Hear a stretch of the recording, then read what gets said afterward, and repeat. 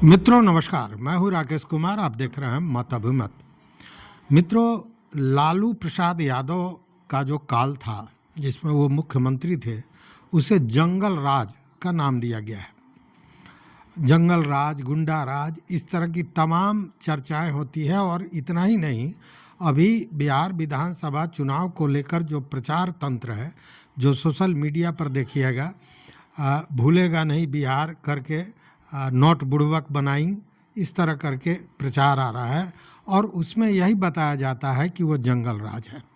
लेकिन सभी नेता इस बात को मानते हैं कि लालू प्रसाद यादव ने ही जो पिछड़े वर्ग के लोग थे, जो दबे कुचले लोग थे, उनको आवाज़ दी। वो बोलना शुरू किए, वो कुर्सी पर बैठना शुरू किए और उन लोगों ने समाज में अपनी बातों को रखने का प्रयास शुरू किया। और उसके प्रणेता या उसके पीछे जो कारण था, वो लालू प्रसाद यादव का जो शासन था, जो जिस तरह उन्होंने पिछड़ों को आगे बढ़ाया, उसी की देन थी। तो यह जग जाहिर है और सारे लोग इस बात को कहते हैं और इसीलिए उनको पिछड़ों का नेता माना भी जाता है। लेकिन अभी जो जनसुराज के प्रणेता हैं, संस्थापक हैं प्रशांत किशोर, वो लगातार 3 वर्षों तक आपने देखा पैदल यात्रा किए और अब जनसुराज पार्टी बनी।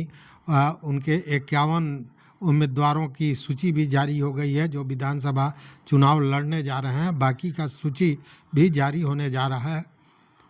उनके विषय में एक बात कही जा रही है कि उन्होंने जनता को विधायक या अपने जनप्रतिनिधियों से सवाल पूछने का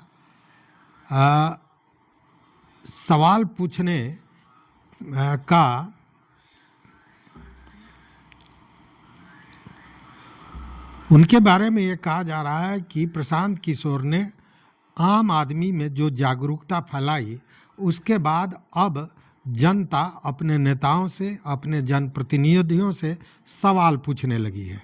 मतलब कि प्रशांत किशोर ने भी आवाज़ दी है जनता को कि अगर आपने अपने किसी व्यक्ति को, अपने किसी प्रतिनिधि को भेजा है वोट देकर विधानसभा में या लोकसभा में या जनप्रतिनिधि बनाया है, उस स्थिति में आपको पूछना चाहिए कि आपने क्षेत्र के विकास के लिए क्या किया, हमारे बच्चों के पढ़ाई के लिए क्या किया, बाढ़ की समस्या के लिए क्या किया। मतलब कि आपने क्या किया हमारे लिए, हमारे वोट से जीत कर आप जनप्रतिनिधि बने, यह पूछना होगा।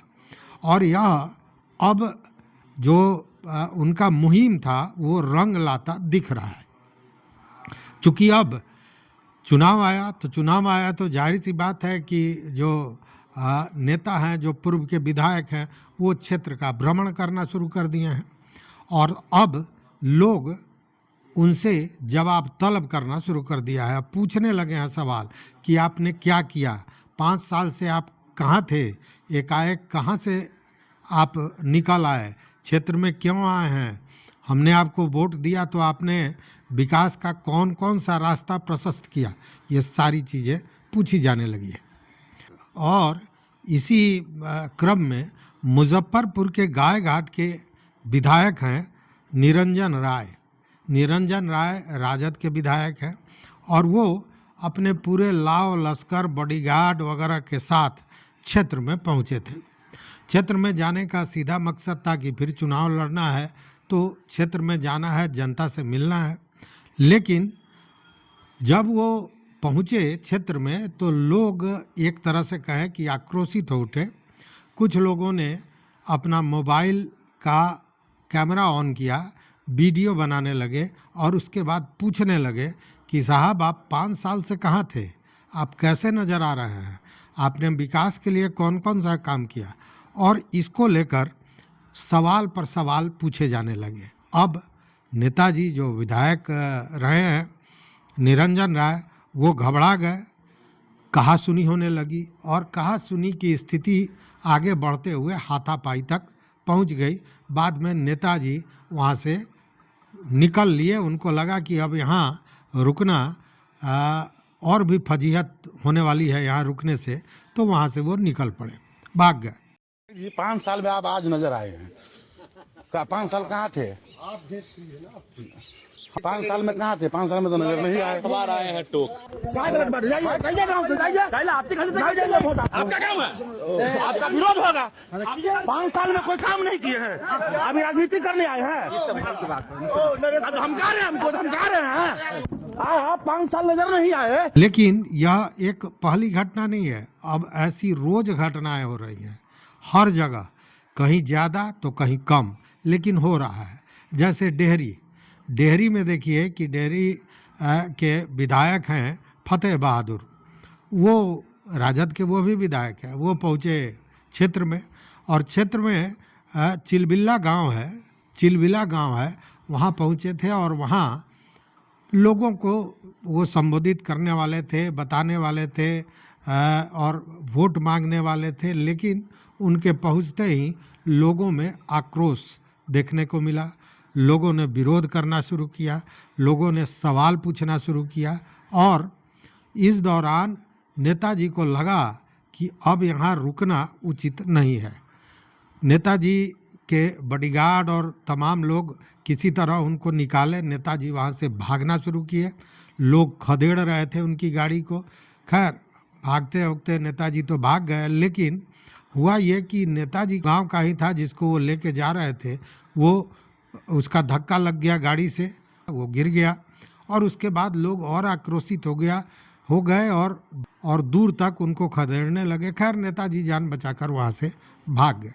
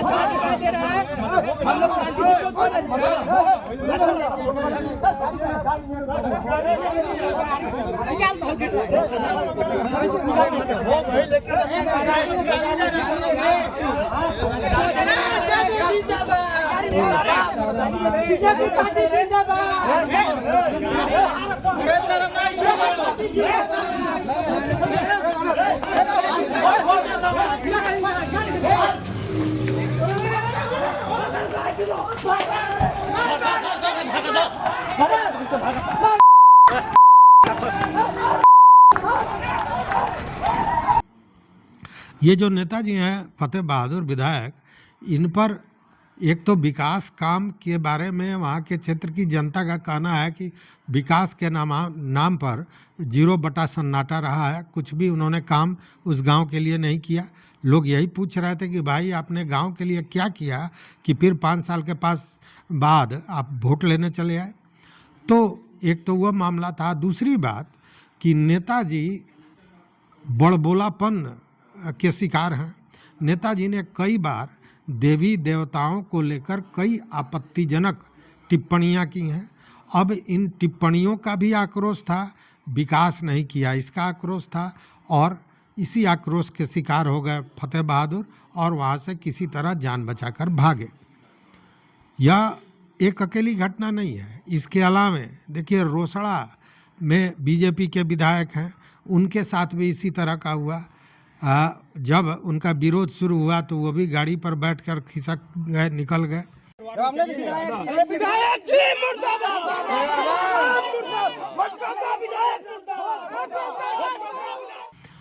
ऐसे रोज आप देखेंगे। अच्छा, ऐसा नहीं है कि केवल राजद के ही विधायक के साथ ये स्थिति है, हर जगह जो भी विधायक हैं चाहे वो किसी भी पार्टी से, अब जनता उनसे पूछने लगी है कि आपने क्षेत्र के लिए क्या किया कि फिर आप चुनाव में वोट मांगने आए हैं।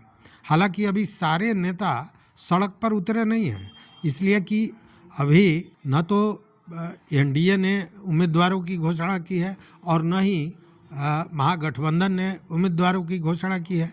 लेकिन खासकर जो सिटिंग विधायक हैं उन लोगों को तो लगता है कि हम तो चूँकि सिटिंग विधायक हैं तो हमको मिलेगा निश्चित रूप से टिकट, और इसलिए वो क्षेत्र का भ्रमण अब शुरू किए तो वही प्रथम ग्रासे मक्षिका पातः, मतलब अभी शुरू ही किया कि इस तरह का हंगामा हो गया।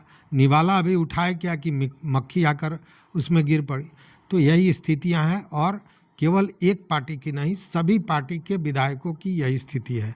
मतलब जो लोग कह रहे हैं कि प्रशांत किशोर ने जो एक जन जागरूकता फैलाई उसका असर ये हुआ है कि अब चाहे कितने भी कद्दावर नेता हों, कितने भी कद्दावर जनप्रतिनिधि हों, एक आम आदमी, फटेहाल आदमी भी अब उनसे सवाल पूछने लगा है। और यह खासकर उन नेताओं के लिए सरदर्द बनता जा रहा है जो बरसात की मेढक की तरह चुनाव में नज़र आते हैं और उसके बाद उनका अता पता नहीं होता है। तो वैसे लोगों के लिए सरदर्द बन गया है। देखते हैं कि आगे अभी कितने नेताओं की फहरिस्त इन खदेड़ने वाले और भागने वाले नेताओं में जुड़ता है। आप भी देखते रहिए, नज़र लगाए रहिए, और कोई भी सूचना मिले तो ज़रूर हमारे साथ साझा कीजिए, शेयर कीजिए। देखते रहिए मत अभिमत। मित्रों, चैनल पर नए हो तो सब्सक्राइब कीजिए, लाइक कीजिए, दोस्तों के साथ शेयर कीजिए और अपना विचार जरूर दीजिए। बहुत बहुत धन्यवाद, कोटिशः आभार।